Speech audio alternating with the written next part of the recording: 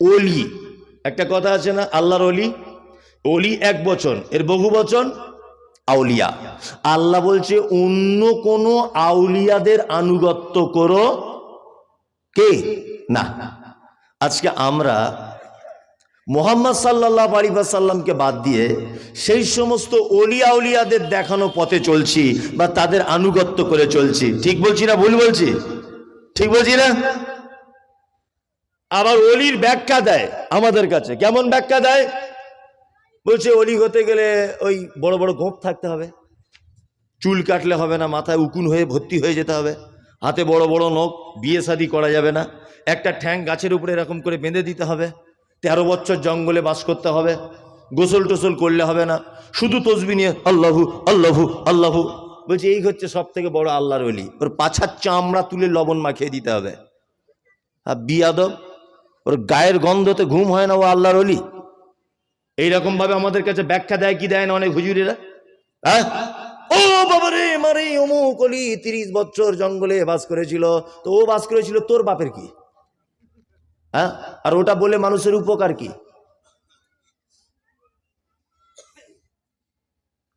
মানুষ একটু তো চিন্তা ভাবনা করেও কথা বলে। আচ্ছা বলুন তো, অলি মানে বন্ধু, অলি মানে অভিভাবক। অভিভাবক কাকে বলে এত আপনারা সকলেই জানেন। অভিভাবক মানে কি? অভিভাবক মানে গার্জেন, তাই তো? আমার বাড়ির আমি গার্জেন, তাহলে আমার বেটার আমি অভিভাবক। তাহলে আমার বেটার কখন জামা লাগবে, কখন প্যান্ট লাগবে, কোন স্কুলে ভর্তি হবে, তার পয়সা চাওয়া, তার মনের ইচ্ছা, সব কিছু সে আমাকে বলবে কি বলবে না? আর কাউকে বলতে পাবে? পাবে না, কারণ আমি তার অলি। তার মানে আমাদের অলি কে? কে? আল্লাহ, তাই না? আমাদের বন্ধুকে আল্লাহ। আমাদের যাবতীয় ব্যাপারে চাওয়া পাওয়া কার কাছে? আল্লাহর কাছে থাকবে। মাঝখান থেকে এমন অলিদের সঙ্গে আমাদের পরিচয় করে দিয়েছে যে অলিদের গায়ের পাশে পর্যন্ত দাঁড়ানো যাবে না, দুর্গন্ধ ঠেলাতে। আছে না নেই? আছে। আল্লাহু আকবার। আপনাকে আমি কয়েকটা কথা বলছি, খুব মনোযোগ দিয়ে শুনবেন। এক, আচ্ছা, হযরত মুহাম্মদ সাল্লাল্লাহু আলাইহি ওয়াসাল্লামের পরে পরই সম্মান সব থেকে বেশি যে লোকটার, সেই মানুষটির নাম কি? হযরত আবু বকর, তারপরে ওমর, তারপর উসমান, তারপর আলী, তারপর জান্নাতি 10 জন সাহাবী, তারপর অন্যান্য সাহাবীগণ, তাই তো?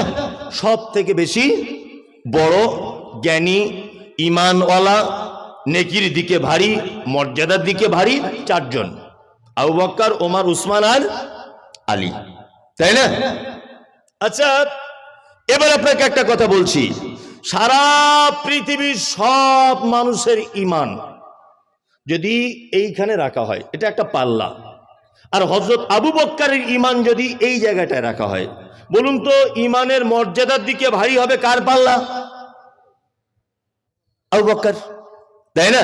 আবু বকর। এবার আপনাকে আবার বলছি আমি, এই হযরত আবু বকরের মতো একটা মানুষ, আবু বকর বিয়ে করেছিলেন কি করেননি? করেছিলেন, তাই না? আবু বকরের বেটির সঙ্গে আল্লাহর রাসূলের বিয়ে হয়েছে, আসমা, এই আপনার আয়েশা বিয়ে হয়েছে, তাই তো? আসমা আবু বকরেরই বেটি, আয়েশার বোন। হযরত ওমর বিয়ে শাদী করেছিলেন, করেছিলেন। আল্লাহ নবী সাল্লাল্লাহু আলাইহি ওয়াসাল্লামের সঙ্গে বিবাহ দিয়েছিলেন নিজের বেটি, নাম তার হাফসা, তাই তো? হযরত আলী বিয়ে করেছিলেন কাকে? মুহাম্মদ সাল্লাল্লাহু আলাইহি ওয়াসাল্লামের বেটি ফাতেমাকে। হযরত উসমান কে? নবীজির শ্বশুর। শ্বশুর মানে ওই যে আপনার রুকায়ার আব্বা, তাই তো? তাহলে বোঝা যাচ্ছে যে পৃথিবীর সব থেকে দামি মানুষ 4 জন, আল্লাহ নবী সাল্লাল্লাহু আলাইহি ওয়াসাল্লামকে বাদ দিয়ে। এই 4 জনের জীবনের ইতিহাস থেকে আপনি কোনোদিন এটা শুনেছেন যে হযরত আবু বকর বিয়ে শাদী না করে, গোঁফগুলো বড় বড় করে, মাথার চুল বড় করে জঙ্গলে গিয়ে 30 বছর বসেছিলেন?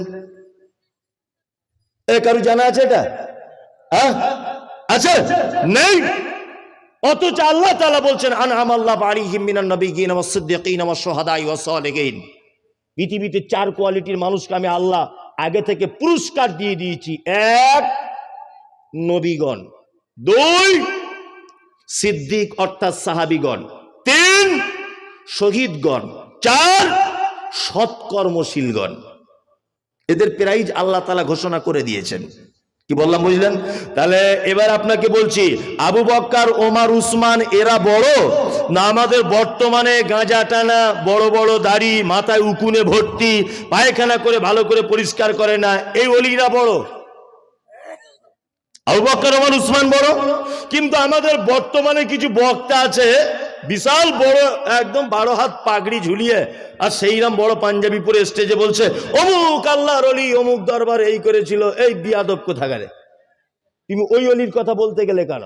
পৃথিবীর দামি দামি অলিদের কথা বলো, আবু বকরের ইতিহাস বলো, ওমরের ইতিহাস বলো, উসমানের ইতিহাস বলো, আবু বকরের ইতিহাস বলো, আব্দুল্লাহ ইবনে আউফের ইতিহাস বলো, সাদ ইবনে আবি ওয়াক্কাসের ইতিহাস বলো, জাবের ইবনে আব্দুল্লাহর ইতিহাস বলো, হযরত আবু হুরায়রার ইতিহাস বলো। পৃথিবীর এত দামি দামি মানুষ যাদেরকে আল্লাহ জান্নাতে সার্টিফিকেট দিয়েছে, সেই অলিদেরকে আমাদের পছন্দ হয় না, আমাদের গাঁজাখোর অলিদের পছন্দ। তাহলে আমাদের উপরে আযাব আসবে না, তার কাদের উপরে আসবে? কি বলছি বুঝতে পারছেন? আমাদের উপরে আল্লাহর আযাব আসবে না তো কাদের উপরে আসবে? আল্লাহ বলেছেন যে ফাতারাব্বাসু, অপেক্ষা করো, হাত্তা ইয়াতি আল্লাহু বিআমরিহি, আমার আযাব আসা পর্যন্ত তোমরা অপেক্ষা করবে। 3টে জিনিসকে যদি অপমান করে দাও, 1, আল্লাহকে ভালোবাসা বাদ দিয়ে যদি অন্য লাইনে প্রেম প্রীতি করতে যাও, নবীকে ভালোবাসা বাদ দিয়ে যদি অন্য লাইনে যদি প্রেম করতে যাও, আর আমার রাস্তায় জিহাদ করা বাদ দিয়ে অন্য কোনো পথ যদি অবলম্বন করো, আল্লাহ বলছে ফাতারাব্বাসু, তোমরা অপেক্ষা করবে। তার মানে বোঝা যাচ্ছে আমাদের উপরে যত বিপদ মুসিবত, এগুলো কিন্তু আমাদের নিজেদেরই কারণে কে হচ্ছে।